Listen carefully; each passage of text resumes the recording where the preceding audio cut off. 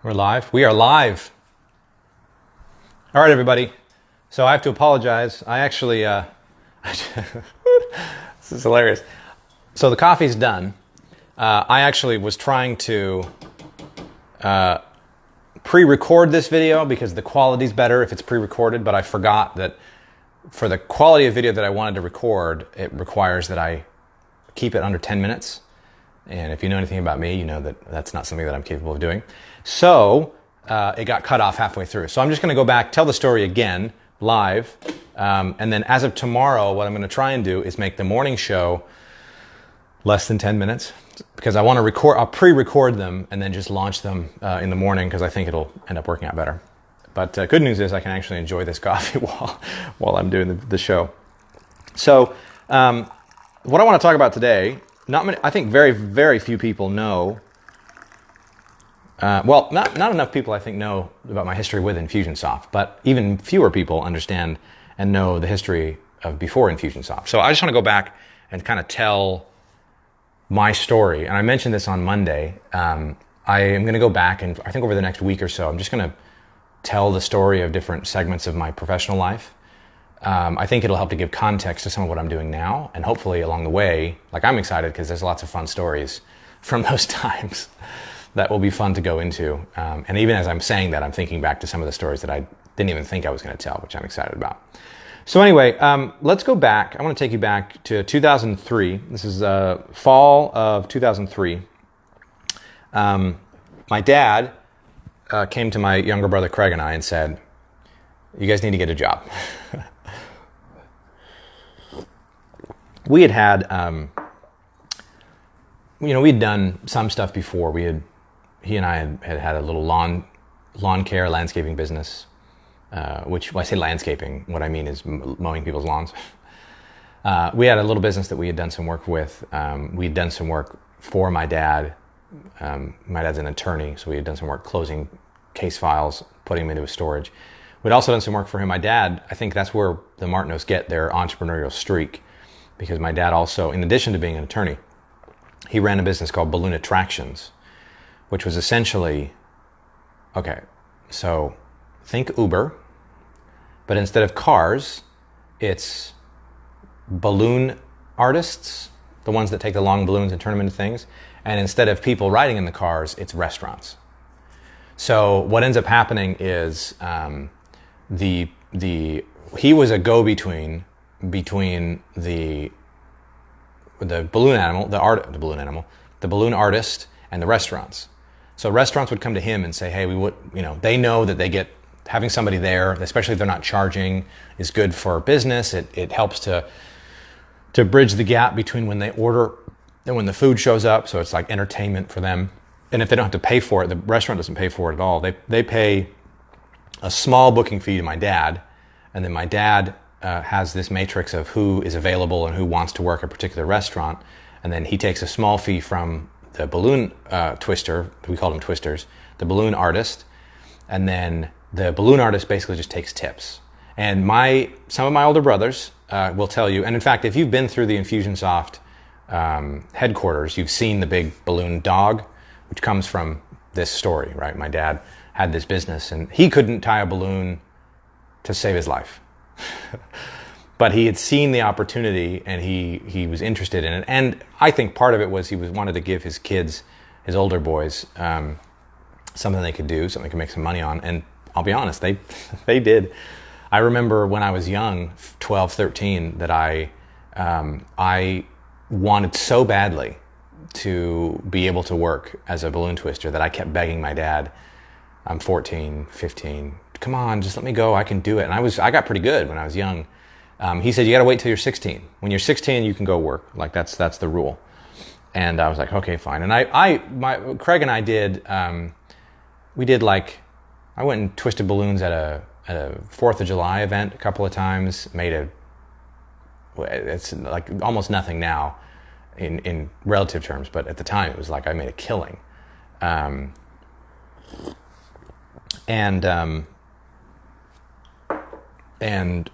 I really, really wanted to actually go and do that. But by the time I turned 16, he had all but shut the whole thing down.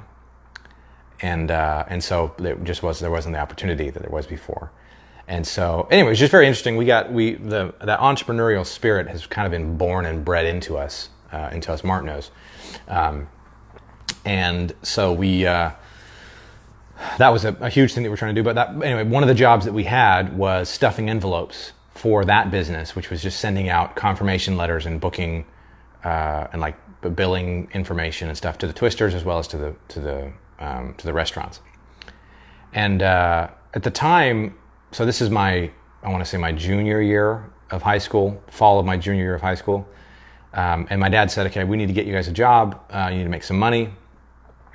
Because you can't keep freeloading off of me. He never said that. And so he had a friend, an acquaintance that had mentioned that he was looking for some help.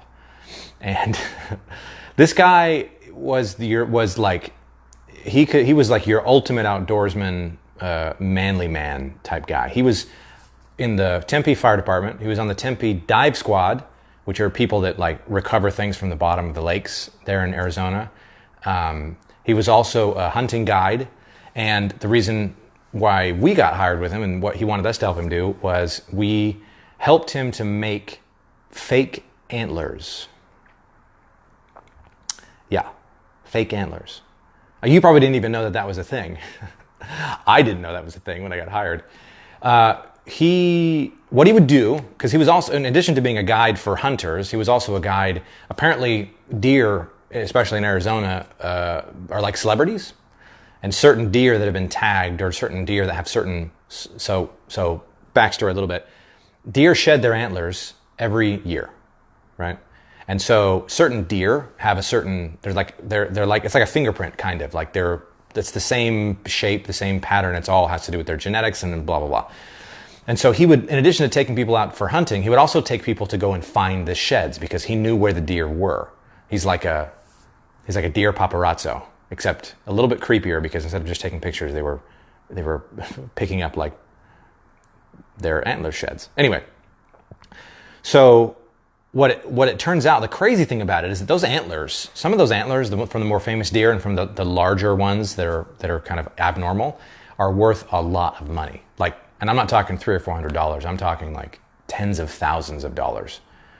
Depending on the size, depending on the relative size for what's normal for that breed, or not breed, you don't breed deer, that species, and which blew my mind. I remember I was working at one time with a particular set of antlers, and they were tiny. They were like this big, and he was like, "Yeah, that set right there is worth about 10 grand."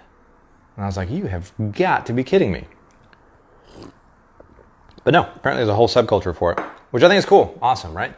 So Craig and I got a job working with this guy, and what we would do, I'll just give you the long and short of how this process worked.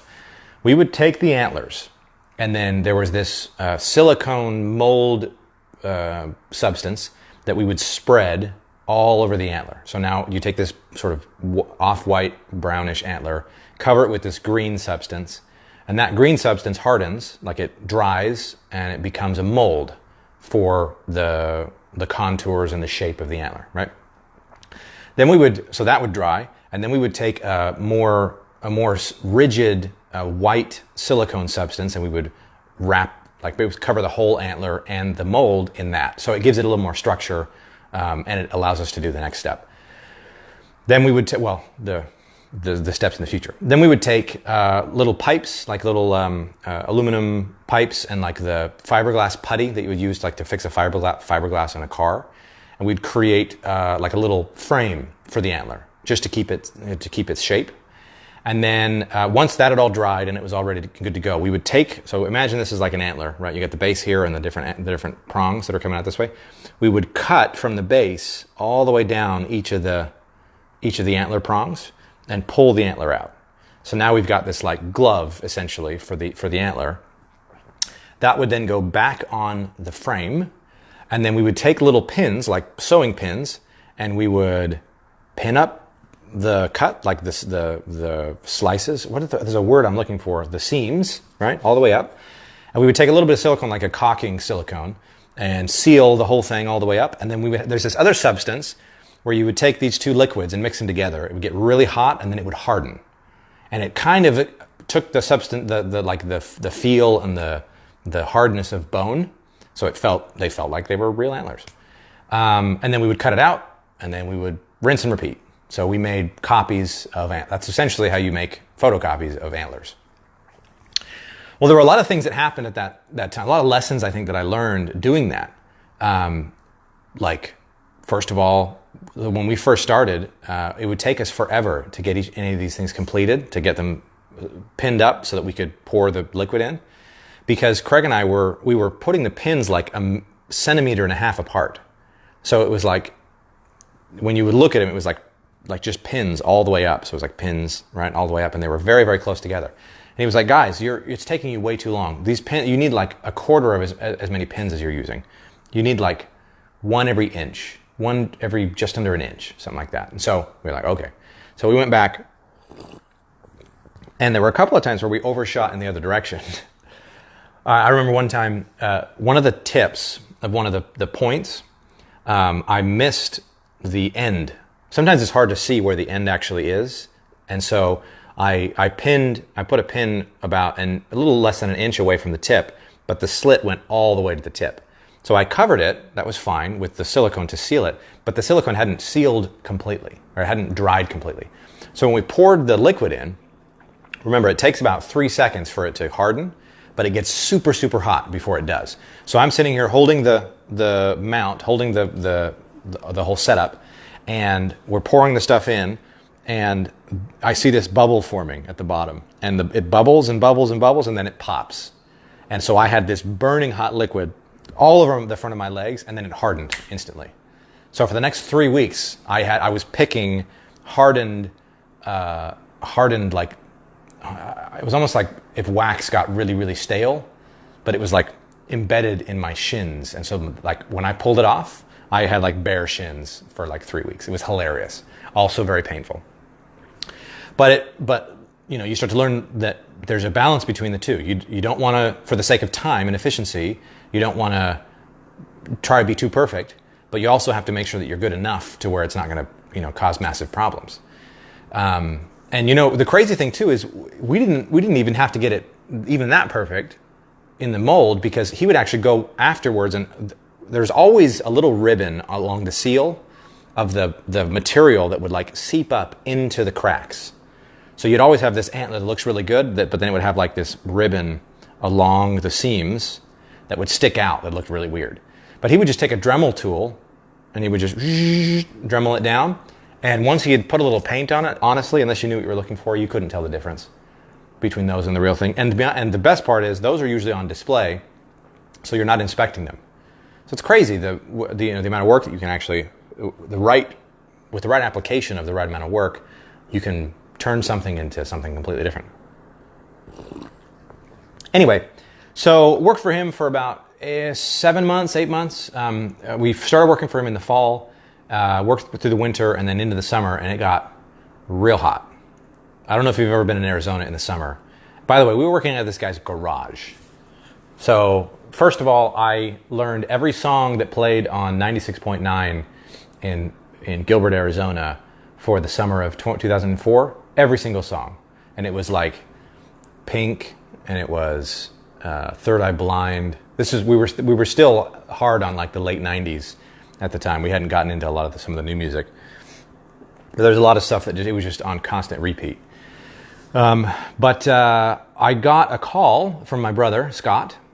He and my brother, Eric, and my brother-in-law, Clayt, you may recognize those names, had started a small software consulting company, custom software company called Innovasys. And they changed that. They had changed it, I think, 2 years before. Like they had started that in the late 90s, and then early 2001, 2002, they changed it to Infusion Software and Consulting.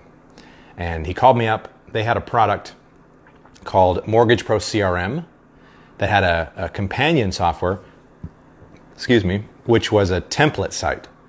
So you can imagine there's a lot of like real estate tools like this that will automatically create your like listing site for you. That's essentially what it was back in 2003, 2004. So he called me up and he said, hey, we need somebody to come in and make training videos for the Mortgage Pro template sites. There's some stuff that people aren't really getting, and we want you to come in and make the videos. I don't remember exactly why. I don't remember if he told me why they needed the videos. So I don't know that it's because people weren't getting it, but maybe he took pity on me because he saw that I was basically wasting away baking in that garage. Not the fun way baking, by the way. And so he called me in, and I came in on like a Friday or a Saturday afternoon sometime. I wasn't working that day.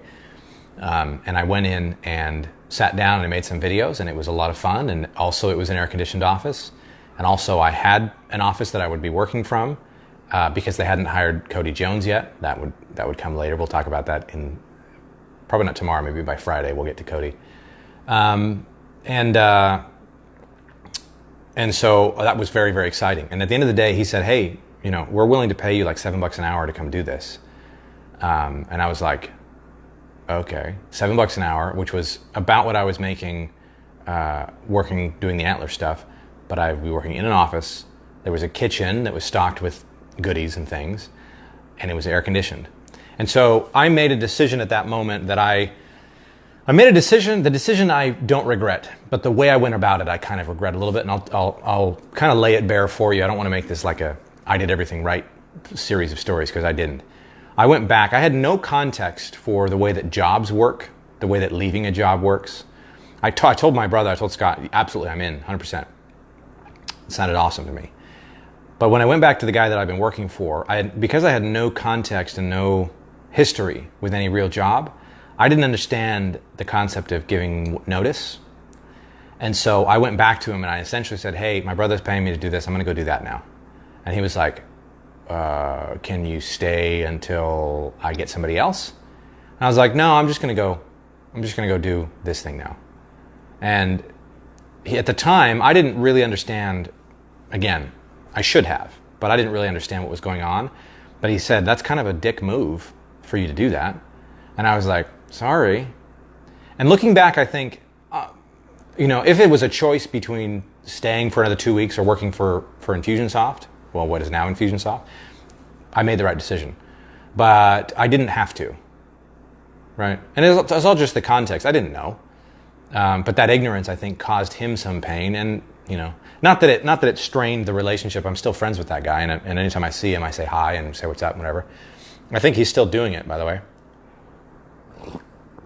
But I look back, and that was a situation where I did not feel, that doesn't sit right with me, that I did that. And there's nothing I can do about it, right? But that experience is not my favorite.